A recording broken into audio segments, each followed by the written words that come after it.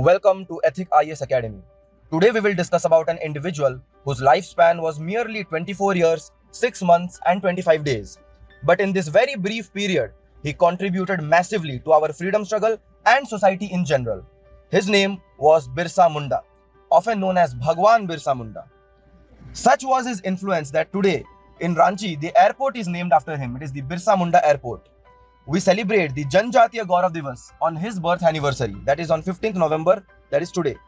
Also, Jharkhand's Foundation Day is also celebrated on 15th November, that is his birth anniversary. Now let's know about the life and contributions of this great man. Birsa Munda was a prominent Indian freedom fighter.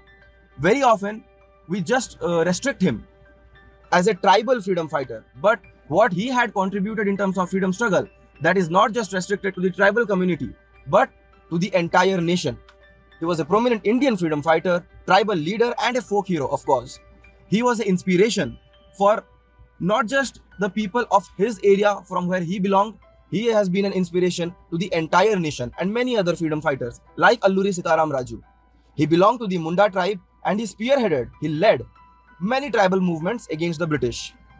What did he revolt against? He revolted against the socio-cultural and economic oppression of the tribals by the British. Now let's know about what were those oppressions by the British against which Birsa Munda revolted against.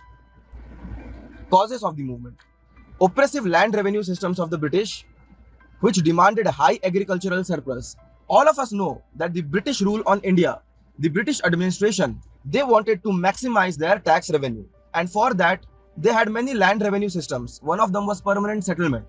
In that, they permanently revenue at a very high rate. But because the tribals, with their primitive style of agriculture, could not generate that surplus, they were oppressed by the British.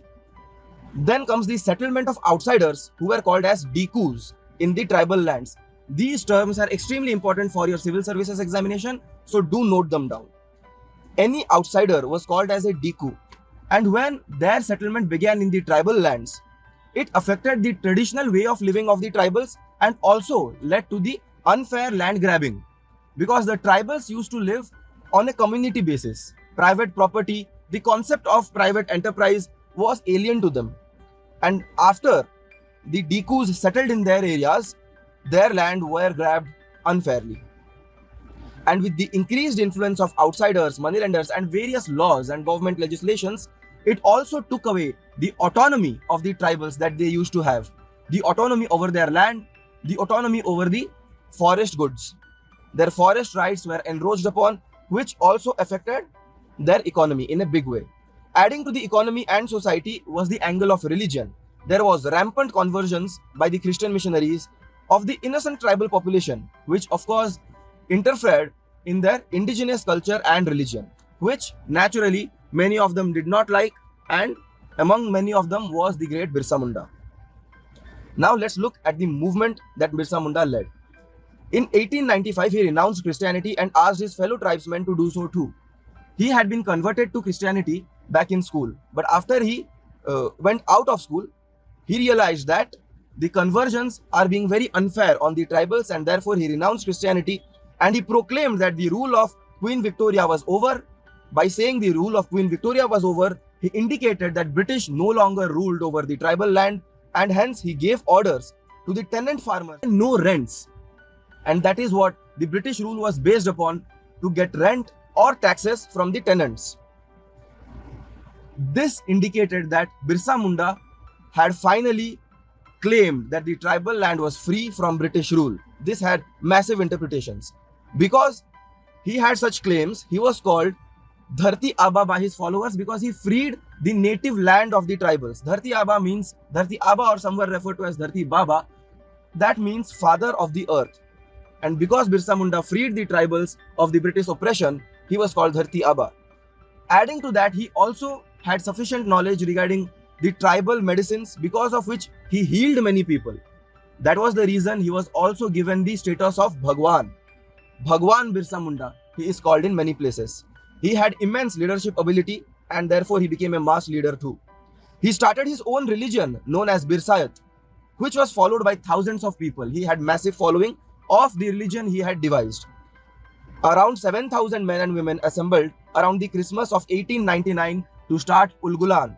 This term is again very important for your UPSC or state civil services examination, and this has also been asked in the previous years. Ulgulan means revolution. In 89, around the time of Christmas, so many people gathered around Birsa Munda, and he led the movement, he led the Ulgulan against the British.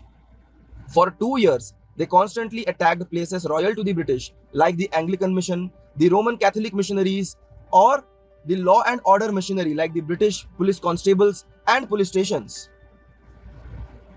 Thereafter, we come to the death and the legacy that has lasted of Birsa Munda.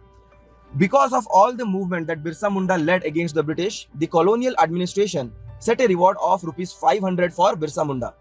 500 rupees might not be a lot now, but back then it was really a big amount. To give you a reference, in the tribal lands, the dowry that was being given was from 5 to 10 rupees. So you can imagine 500 rupees, the importance of 500 rupees in that period. So the colonial administration, the British administration, set a very high reward for Birsa Munda, and someone did the treason and gave away Birsa Munda's location, and he was subsequently arrested at Jamkopai forest on 3rd February 1900.